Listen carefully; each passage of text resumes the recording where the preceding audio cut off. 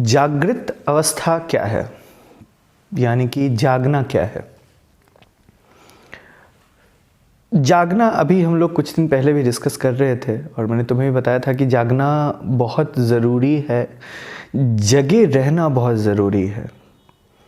और अगर तुम्हें याद हो तो जब मैं जगे रहने की बात कर रहा था तो मैं ये बात कर रहा था कि हम परिस्थितियों के बारे में, सिचुएशन के बारे में जागृत रहें, जागरूक रहें और फिर जागृत रह सकते हैं। एक छोटी सी कहानी मैं तुम्हें आज सुनाता हूँ। वो कहानी है मुल्ला नसरुद्दीन की।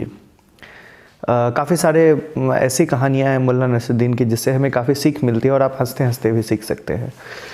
तो जागृत अवस्था क्या होती है और इसके कितने फ़ायदे हैं, ये सब मैं बाद में बताऊंगा, पहले इस कहानी को समझो। मुल्ला नसरुद्दीन जो थे वो एक व्यापार करते थे और मान लो कि ऐसे समझ लो कि यूपी के एक बॉर्डर से बिहार के बॉर्डर में व्यापार करते थे। और जब वो बॉर्डर से क्रॉस करते थे तो बॉर्डर पे जो ऑफिसर होते थे उनको पता तो था कि मुल्ला नसरुद्दीन साहब कोई गलत काम करते हैं, कुछ उल्टा पुल्टा काम करते हैं, पर वो बार बार कोशिश करते, उनकी तलाशी लेने की कोशिश करते। वो जब भी तलाशी लेने की कोशिश करते तो पाते कि कुछ उनको मिला ही नहीं। जब भी देखते तो मुल्ला नसरुद्दीन बार बार अपने एक गधे के साथ जाते और जब वापस लौटते तो उनके पास 3-4 गधे होते, पर जब भी वो सर्च करते कुछ पाते ही नहीं उसको। तो ये सिलसिला काफ़ी दिनों तक चलता रहा। बहुत ऑफिसर जो थे, वो जो डेप्यूटेड ऑफिसर थे, वो बहुत परेशान हो गए। तो आखिरकार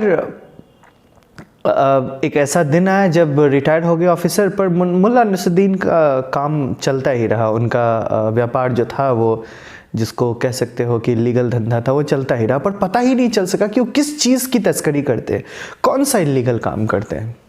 तो जब ऑफिसर रिटायर हो गए तो उन्होंने मुल्ला नसरुद्दीन को बुलवाया। उन्होंने मुल्ला नसरुद्दीन को बुला के पूछा कि मुल्ला जी एक बात बताइए, मुझे ये तो पता है कि आप कुछ ना कुछ इलीगल काम करते थे, पर किस चीज़ की तस्करी करते थे आप, कौन सा इलीगल काम करते थे। तो इसे मुल्ला नसरुद्दीन हंसे और बोले कि क्या आपको आज तक पता नहीं चला। बोला नहीं, मुझे तो आज तक पता नहीं चला। तो हंसते हुए मुल्ला नसरुद्दीन ने कहा कि मैं तो गधे की तस्करी करता था। तब अफसर को समझ में आया कि जिस चीज़ की मुल्ला नसरुद्दीन तस्करी कर रहे थे वो तो बिल्कुल आंखों के सामने थी, क्योंकि वही मुल्ला नसरुद्दीन एक गधे को लेकर जाते थे, कभी उस पर बैठ के जाते और वापस आते। कभी कभी हम इंसानों की हालत ऐसी ही हो जाती है, और मैं तो कहूँगा कि अधिकतर इंसानों की हालत ऐसी ही होती है। सब कुछ सामने होते हुए भी वो बुद्धि का प्रयोग करते नहीं, सही तरीके से सवाल नहीं करते। और सवाल का मतलब है इंक्वायरी नहीं करते हैं सिचुएशन के बारे में, परिस्थिति के बारे में, और बिल्कुल अंधे की तरह चलते रहते हैं।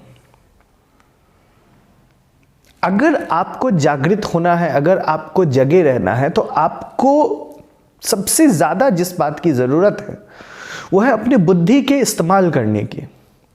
और जागृत अवस्था के कुछ छोटे मोटे लाभ नहीं हैं। जागृत अवस्था अगर आपकी है, आप जगे हुए हैं, तो आप अपने जीवन में जो भी चीजें करते हैं उन सारी चीजों में आपकी भूमिका काफी सक्रिय होती है। और भूमिका सक्रिय होने के बाद भी आप परेशान होने के, मैं ये तो नहीं बोलूंगा कि बिल्कुल परेशान नहीं होंगे, क्योंकि ये जो लोग बोलते हैं कि आप बिल्कुल परेशान नहीं होंगे, तुम्हें कोई फर्क ही नहीं पड़ेगा, बिल्कुल तुम ये करो और ऐसे हो जाओ, ये सब तो बिल्कुल बकवास है। तो ऐसा नहीं है कि आप परेशान नहीं होंगे, परेशान होंगे आप, पर कम परेशान होंगे। और परेशानी भी, आप अगर परेशानी के बारे में भी जागृत हैं तो आप परेशान नहीं होंगे। तो वास्तविक रूप से हमें जागृत होना बहुत जरूरी है। और जागृत एक बार होना नहीं है, ये कोई अवेकनिंग की बात नहीं है कि बिल्कुल बैठे और कुछ किया और अवेकन हो गए। अब ये उन्हीं से जाके पूछे कि क्या अवेकनिंग होती है जो बोलते हैं। मैं तो यही कहूँगा कि इन सब चक्करों से पढ़ने से बेहतर है कि अपनी बुद्धि का इस्तेमाल करें। और जब बुद्धि का इस्तेमाल करेंगे तो आपको पता चलेगा कि जिसने भी बुद्धि को सही तरीके से इस्तेमाल करके उस जागृत अवस्था में रहना सीख लिया,